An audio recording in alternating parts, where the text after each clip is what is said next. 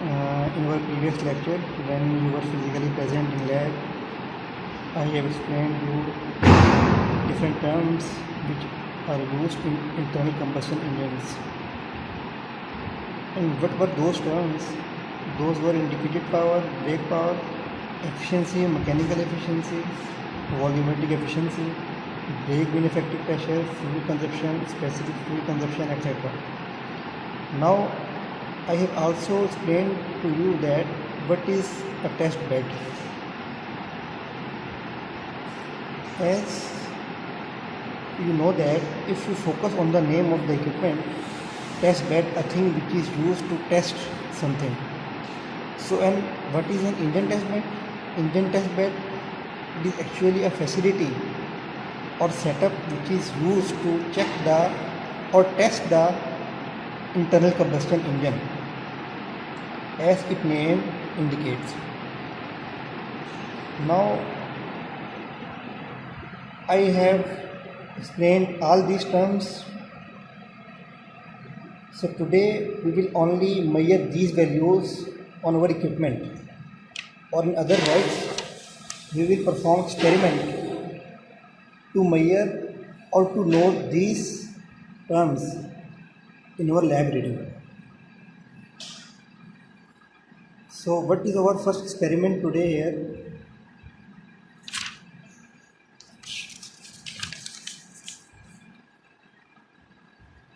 Determine the engine performance curves of a diesel engine under variable load conditions. So you already know these terms, what is variable load and what is variable RPM. I have given you a detailed explanation of these terms in our previous classes. So now we will perform our first experiment.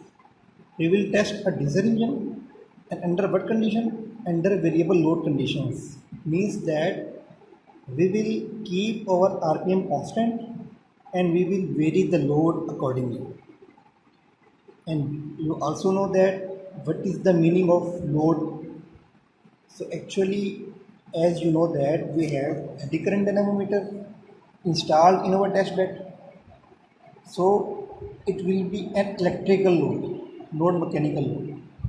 So load will be measured in terms of percentage. A control panel of test bed will show the value of loads in terms of percentages. Okay. So we will keep the RPM constant in our experiment, and we will keep on changing our load. For example, suppose that we keep the load firstly at 5%, then we increase it to 7%, then 9%, then 10%, and so on. As we have studied all the terms like brake power, fuel consumption, specific consumption, so I do not need to repeat these terms again. So we will just measure or check these values on diesel engine using a test bed. So as we have drawn our table in our previous classes, so let's go to the whiteboard where we have drawn our table, and I will explain it to you. So it is the detailed table we have drawn in our last class. So our first experiment is about to test our diesel engine at variable load conditions. So first column will be of load and its unit will be in percentages. The manual will be shared to you on LMS, which have already been shared by me on LMS. So first column will be a load on which you will write down reading of loads which will vary, like 1%, 3%, 5%, 10%, etc. Then next column is of speed. As you know that when you increase the load, RPM will be reduced, and as you decrease the load, RPM will be increased. So we will also note the RPM value accordingly. Although we have kept our RPM constant, but as we vary the load, RPM will also be changed accordingly. So next column is of power. So that power is actually brake power, or the power which is being shown by the engine dashboard control panel. Next column will be of torque. Its value will also be given on the control panel in Newton meter. And next column is differential pressure across orifice, which is also explained by me in our previous classes, that there are two orifices, one is of big dia and one is of small dia, which can also be shown on our engine. You are seeing that the starting one is of big diameter hole or pipe, and inside it there is a small diameter hole which is known as orifice or opening. So what will be the intake pressure? It will be come or noted by our control panel in the units of Newton, in the units of meter per meter square or Pascal. Let's move to the table again. Next column is of air temperature. What will be the temperature of air, which is the actually intake air of the engine. So its value is almost equal to that of room temperature, because we are taking inside the room air.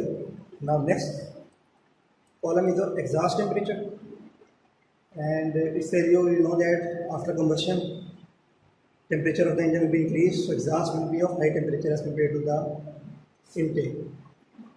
Next is of fuel temperature.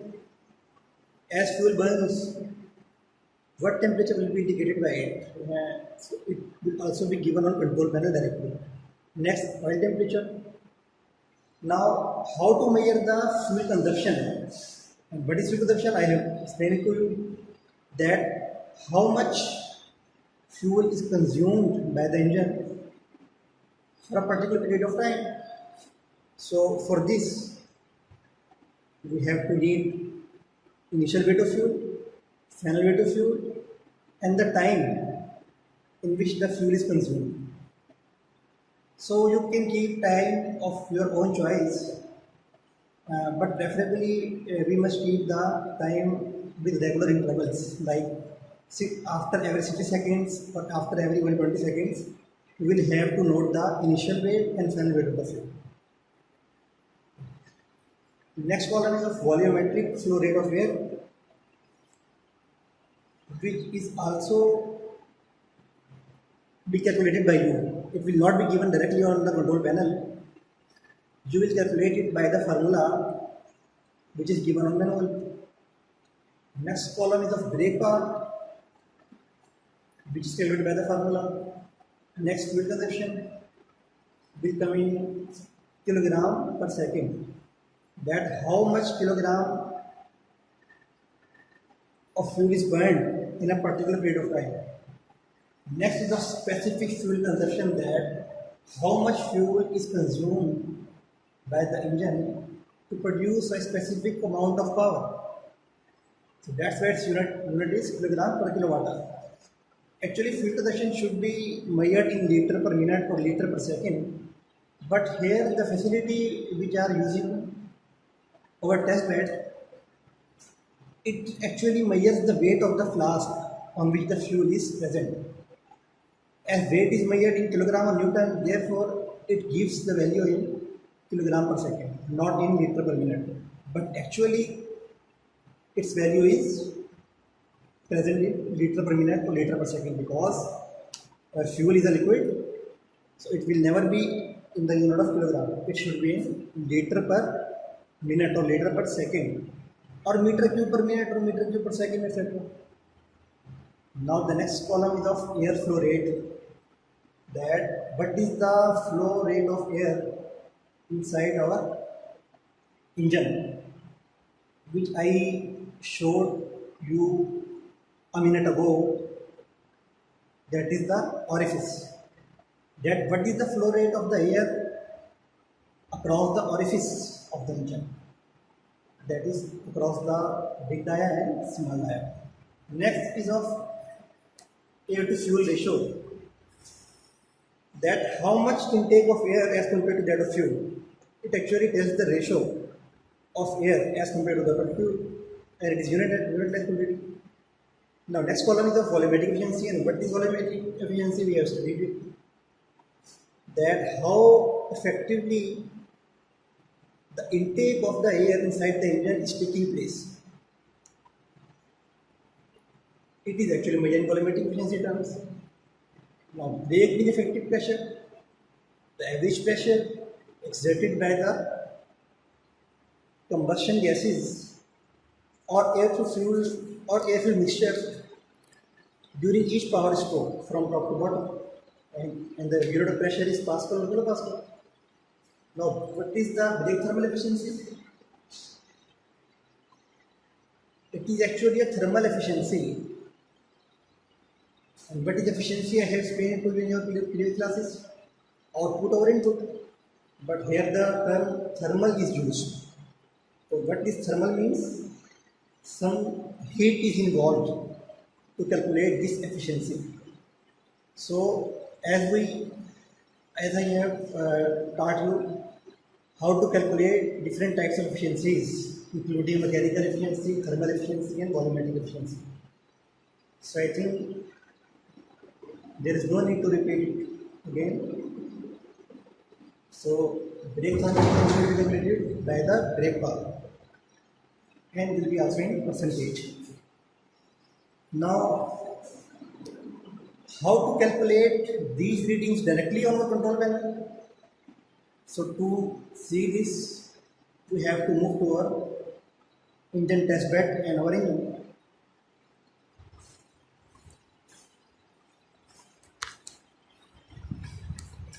Here is the control panel of the engine test bed. It actually shows the directly measurable values to you.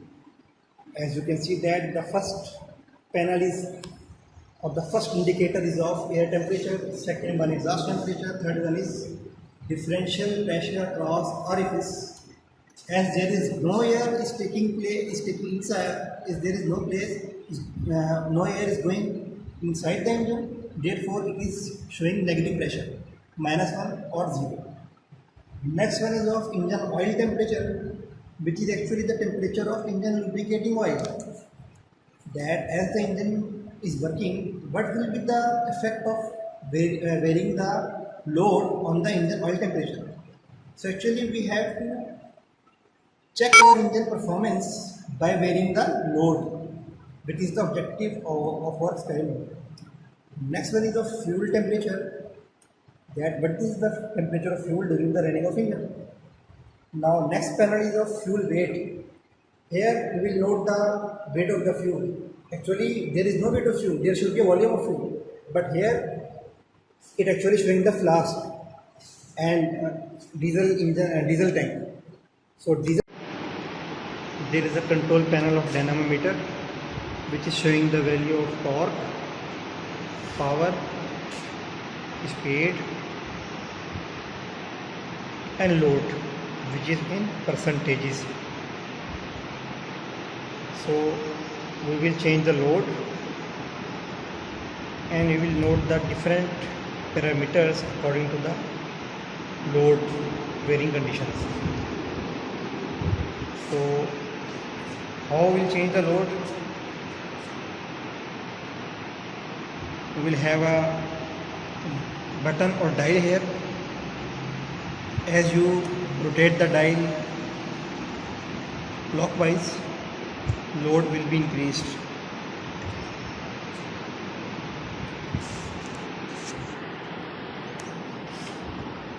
As you can see here, 0% load,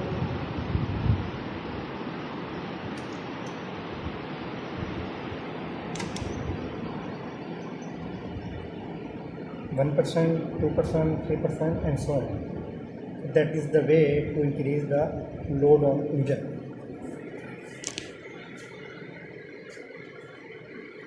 It is the diesel fuel tank.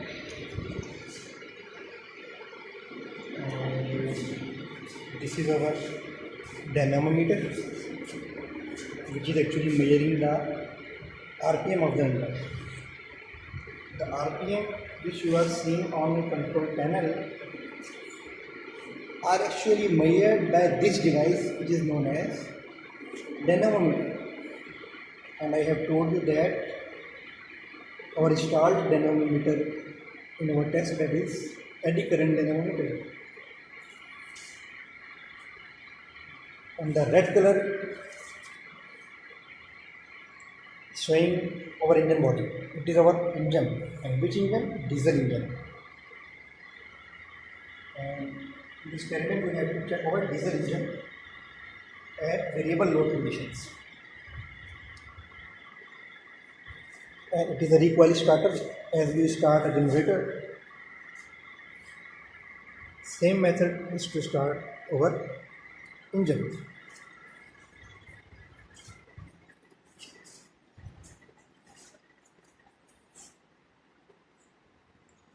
Now you can see that as dynamometer produces or eddy current dynamometer, so our eddy current dynamometer produces a lot of heat.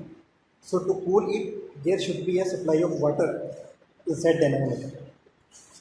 And you can see that a pipe is coming of water inside dynamometer, and after cooling the dynamometer, it is going out of the dynamometer. So here is the pipe which is being connected on the engine dynamometer is actually a cooling water circulating pipe.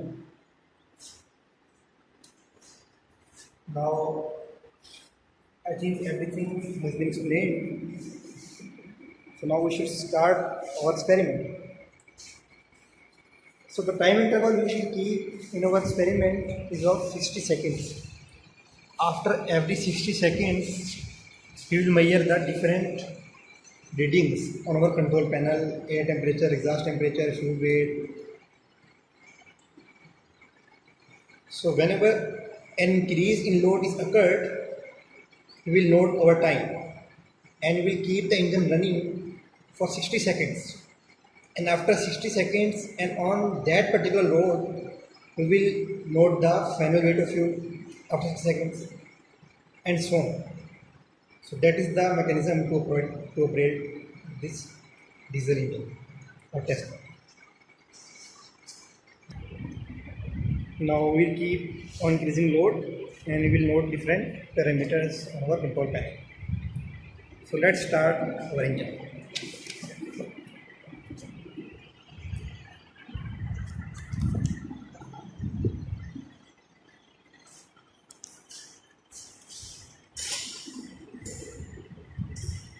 Initially load should be 0.